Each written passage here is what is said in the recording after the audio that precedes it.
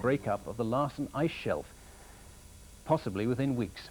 Their final destination was the remote British research base at Halley Bay. Here's Lawrence McGinty's special report on the evidence from his Antarctic voyage. A month after leaving the Falkland Islands, and the research ship Bransfield crashes through pack ice on its way to Antarctica. Sometimes the ice was so thick the ship could barely force it apart. For a week we were almost ice-locked. We came to look for evidence that global warming in Antarctica could present the greatest environmental threat ever. The island of Sydney provided the first signs.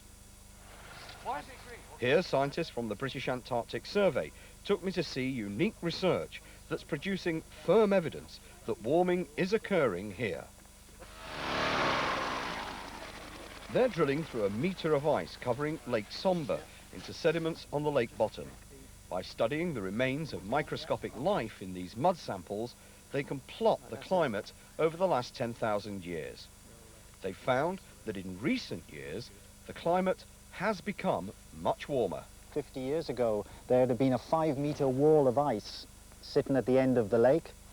The stream that flows down completely open to the atmosphere now would have been flowing through an ice cave a couple of metres down below the ice surface.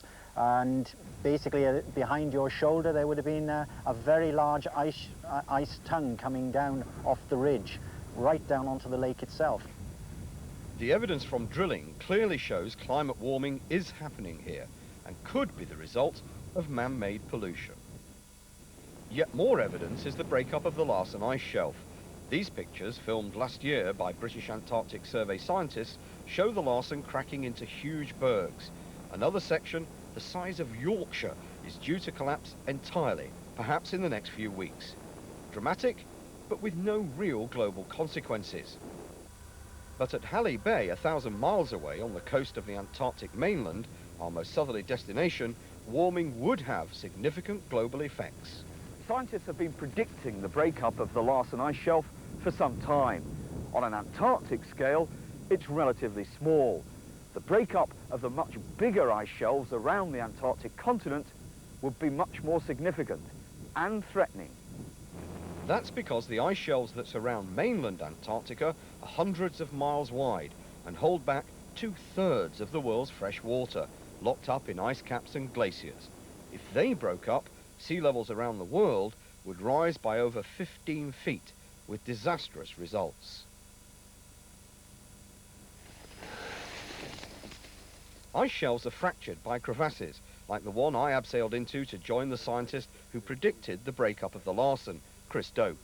He warns the disintegration of ice shelves on the mainland would have another widespread effect on ocean currents and the world's climate.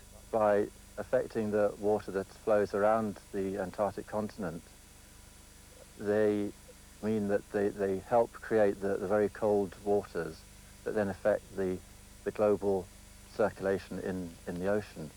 And by affecting the global circulation, it means that what happens down here could affect the rest of the world, including what happens around Europe. So far, there's no concrete evidence that warming has in fact spread to these ice shelves on the Antarctic mainland. But by the time the alarm bells sound, it could be too late. Scientists just don't know what will happen in the coming decades. What they do know is that back on Sydney Island, changes in wildlife could be yet another indicator of global warming. Here, scientists have been monitoring the 80,000 breeding penguins, like these chin straps, for some years. And the numbers are changing significantly. In recent years, scientists studying these colonies have seen more of these chinstrap penguins.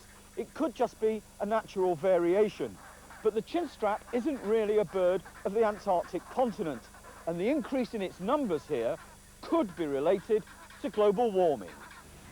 Even with all the pieces in the jigsaw of evidence we saw on our voyage to Antarctica, it's still too soon to say whether man-made global warming is to blame. But this beautiful continent could be giving us an early warning that we ignore at our peril. Lawrence McGinty, ITN in Antarctica. Cricket now, and the latest score from Adelaide in the triangular limited overs game between England and Australia. Australia are 135 for 5 off 32 overs. Football.